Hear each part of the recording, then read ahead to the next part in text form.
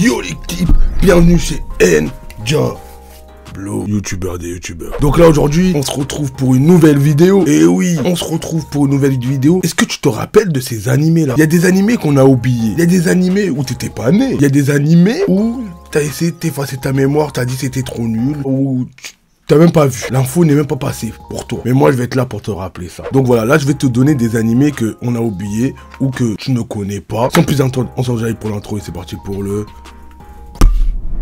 show.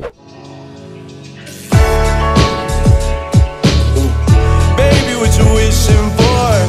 Maybe you should wish it more. Maybe the world is yours. En number one, je te donne l'animé. Est-ce que tu te rappelles de Ranma 2000? Je pense que c'est pour les anciens, mais je pense que tout le monde se rappelle de Ranma 2000. C'est Ranma qui va avec son père, qui vont dans les sources d'eau. Ah, c'est pareil, le source te donne un pouvoir bizarre. Il tombe dans la source et lui, en fait, quand il tombe, eh ben, il devient une femme. C'est-à-dire que si on lui met de l'eau froide, il devient une femme. Et son père, il devient un panda. Et voilà, et après, en fait, son père s'est arrangé avec un ami à lui pour que lui, il se marie avec la femme de son ami. Voilà, et c'est là que, voilà, mariage forcé, vous connaissez, et là, l'histoire commence avec Ranma, et talala. Bon, c'est un classique. Si vous connaissez pas Ranma 2000, voilà, je vous ai juste dit voilà, mais vous connaissez. Akame Mega Kill. Il n'y a qu'une seule saison, mais à s'y paraît, le manga, c'est pas pareil que l'animé. Je l'ai appris il y a 2 mois. Afin d'aider son village natal, Tatsumi décide de rejoindre la capitale de l'Empire dans le but de trouver du travail en tant que mercenaire. Séparé de ses derniers amis, Tatsumi va s'apercevoir que malgré le côté vivant de la capitale, celle-ci cache en vérité une facette sombre. Corruption et abus de pouvoir sont en effet choses courantes. Alors, il se retrouve par hasard confronté à cet aspect ténébreux. Il va faire la connaissance de Night Raid, un groupe d'assassins éliminant tous ceux qui abusent des plus faibles. Donc je vous invite à aller le voir. Mais bon, je pense que tout le monde connaît Akame Mega Kill. Là, je vous sors des trucs que vous allez vous dire, ouais, non, mais on connaît Diablo. Logiquement, j'espère que vous connaissez. Là, on passe aux choses sérieuses. Moi, pour moi, cet animé, il est passé pas dans les infos. Magic Kaito. Alors moi, pour moi, j'ai jamais entendu parler. C'était avec le mec Kaito là, le magicien, même Kono, il essayait de l'attraper. Mais il y avait une série sur lui. Magic Kaito 14-12. Adaptation du manga Magic Kaito dans le cadre des 20 ans d'anniversaire de Détective Conan. Il y a une saison de 24 épisodes. Il y a eu, vraiment, ils ont fait une saison pour tester si ça allait marcher et tout. Bon, ils ont vu que ça a floppé, bah ça a floppé. Donc voilà, j'invite à aller voir Magic Kaito. Après, si vous suivez Détective Conan à fond, vous avez dû voir. Moi, voilà, Détective Conan, c'est comme One Piece. Il y a trop d'épisodes. One Piece, les scans m'ont sauvé. Hein. Loviana. Celui qui connaît pas Loviana, qui est sorti en 2000. Alors je sais plus comment il s'appelle, le mec Keitaro. Il a promis à une fille, il y a 15 ans plus tôt, que quand ils vont grandir, il va l'épouser. Et en fait, bah après, il intègre une école, il va dans un foyer. Voilà, et un foyer avec plein de filles et tout. Moi, je vous spoil pas. Est-ce qu'il va retrouver la fille ou pas? Moi, j'ai vu l'animé, mais j'ai lu le manga et j'ai vu la fin. C'est très intéressant. Franchement, il y a qu'une saison, mais moi, j'aurais pu faire 2-3 saisons. C'est un petit échiche, comédie. Ça, c'est pour les gens de la science, ça. Là, les gars, je pense que c'est pas un animé on s'en rappelle plus. C'est qu'on a voulu effacer de sa mémoire. Je parle bien sûr d'un animé qu'on veut tous oublier. Et bien sûr, vous pensez tous à la même chose que moi. Tokyo Ghoul, il y a une partie que tous les fans d'animé, tous les fans de manga, tous les fans qui aiment l'esprit shonen veulent oublier cette chose. Non mais là, c'est quoi ce flop? C'est quoi cette merde? Et je me rappellerai toute ma vie. Quand j'ai vu, j'ai bugué. Franchement, j'ai bugué. Je me suis dit, mais ils ont sorti un nouveau Tokyo Ghoul. C'est pas le truc que j'ai vu. Heureusement, j'ai lu une info. Il y en a, ils ont dit, regardez la deuxième partie. Je suis resté jusqu'à la deuxième partie. Et c'est la deuxième partie qui m'a sauvé. Première partie, je comprenais vraiment rien. Bref, c'est un truc qu'on veut oublier et j'oublierai. Il faut oublier. Bon là, c'est un truc qui est en cours. Mais j'ai envie de vous le rappeler. Overlord partie 4 qui sort en ce moment, je n'ai même pas regardé. C'est trop nul. Tout le monde a envie d'oublier cette chose. La saison 1 était bien, la saison 2 était bien. Après c'est parti en couille. Là maintenant, plus personne ne regarde. Oui, plus personne ne veut regarder cette merde. Non mais je vous dis, Overlord, celui qui regarde en 2022 encore Overlord, qui met en commentaire, je regarde Overlord, je vais m'occuper de ton cas.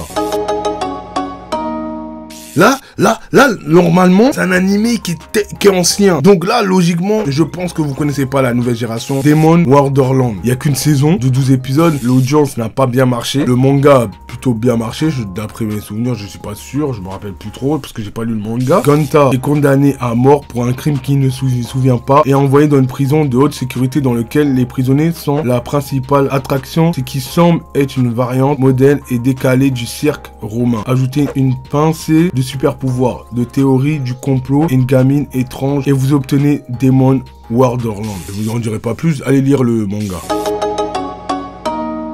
Là, c'est un animé qui est sorti en 2011, mais qu'on attend tous. Si vous connaissez pas, me parlez pas. Blue Exorcist. En fait, il y a deux frères. Bon, je me rappelle plus comment ils s'appellent, les frères. Hein. Bref, il y a deux frères jumeaux. Et en fait, c'est les fils du démon, du diable. Et en fait, il y a un des frères qu'un jour, il libère le pouvoir avec l'épée. En fait, quand il ouvre une épée du démon, enfin, c'est une épée du diable. Et son frère, qui devient policier, qui combat les démons, lui, dans la saison 2, il développe des pouvoirs. Et lui, il affronte. Bref. Je vous en dirai pas plus, on attend tous la partie 3. Alors là, qui se rappelle de cet animé? Parce que moi, dans tous les tops, dans tous les trucs, personne n'a parlé de cet animé. Et cet animé est plus récent que Captain Tsubasa. C'est un animé de foot. Victory Kick Off. C'est quoi cette chose? Qui connaît? Moi-même, je ne connais pas. Shaito n'a qu'un rêve, jouer au foot sur la pelouse du Camp Nou. C'est quoi ce rêve? Donc lui, sa carrière s'arrête chez signé au Barça. Quelle n'est pas sa déception lorsqu'on lui annonce que l'équipe dont il fait partie est dissoute. Mais rien n'arrête ce jeune homme. Il est bien décidé à réunir une équipe et quitte à recruter lui-même un entraîneur. Même s'il ne semble pas vraiment doué, balle au pied, sa persévérance et sa vision de jeu vont lui être une aide précieuse. Par curiosité, je pense que je vais le regarder en live sur Twitch. On va rigoler parce que le mec, son équipe a été dissoute. Il va recruter un entraîneur et une équipe pour son rêve. C'est n'importe quoi.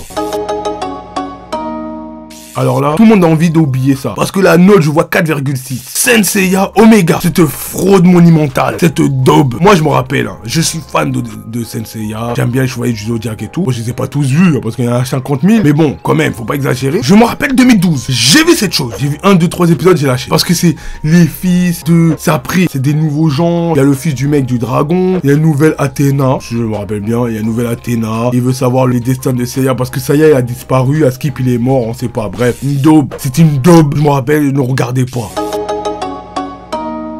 Alors là, c'est un classique du shonen. Là, si personne ne connaît, je ne te parlerai même plus. Je vais bien parler de la vraie personne, la vraie number one, la vraie Sakura. C'est pas Sakura de Naruto, hein. Sakura, chasseuse de cartes. Qui ne connaît pas Sakura, chasseuse de cartes? Un classique. Tout le monde connaît la musique. Nanana, nanana, nanana, nanana, nanana, nanana, gang, gang, gang, guanagan, guananana. Ouais, bref, tout le monde connaît sur M6 Kid. Et même mes sœurs, hein, la vidéo m'y connaissent. Alors qu'ils regardent pas d'animé. Alors c'est Sakura qui va dans le bureau de son père et elle découvre le livre de Clos. Et là-dedans, elle ouvre le livre des Clos et là, des cartes se éparpillent. Et Kero se réveille et la donne comme mission de récupérer les cartes. Et c'est là qu'elle devient chasseuse de cartes. Après, je vous spoil pas. Elle récupère toutes les cartes. Elle affronte Noé, qui est en fait Mathieu. Et après, elle affronte Chloé, la réincarnation de Chloé. Et après, bref.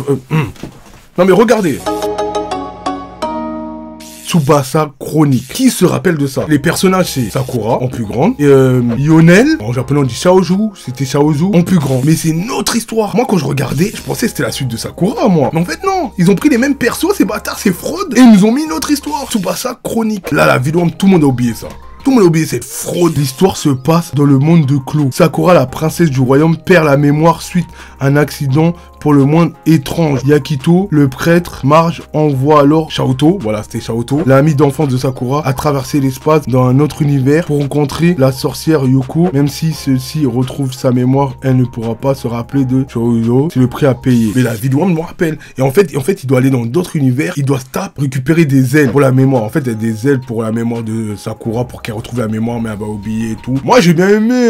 Enfin, quand j'étais petit, j'étais con. Donc, voilà.